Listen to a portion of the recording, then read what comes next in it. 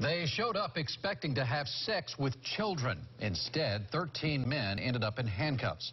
Sarasota County Sheriff Tom Knight is alarmed at the number of arrests made during online sex predator stings, and he spoke to News Channel 8's John Rogers about this issue.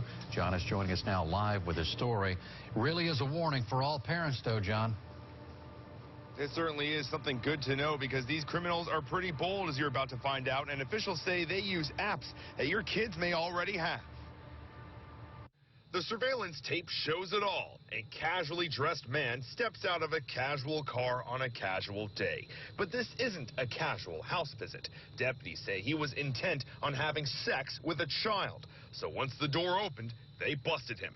During Operation Intercept 4, Sarasota County deputies repeated this 13 times, handcuffing men who they say were intent on committing heinous crimes. For me as sheriff, that is disturbing, because of the 13 that we arrested over a 4-day period, that was a lot more than we anticipated. Half of the men live in Sarasota County. The others traveled from around Tampa Bay, and officials say they were all aware they were meeting a child. It's easy for these guys to come in and try to hunt down your 13-year-old daughter or son.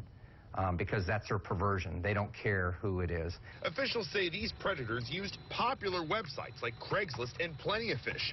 They also contacted children through apps like Kik, Meet Me, or Tinder.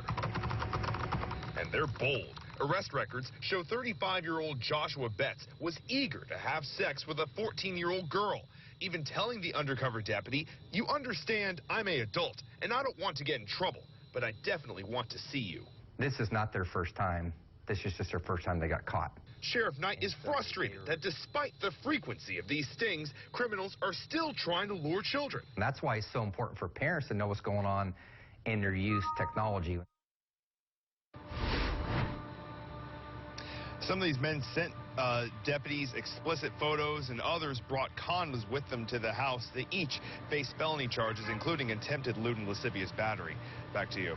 John, do you think the sheriff's going to do more of these stings anytime soon? He certainly plans to. He was alarmed by this. This is the 4th operation they've done recently, and a total of 86 people have been arrested. Obviously, the problem is out there, Keith, and so they're going to spend the resources to get more of them off the streets. All right, anything they could do to help, I would imagine parents would be glad for it. John Rogers, live in Sarasota County. Thank you.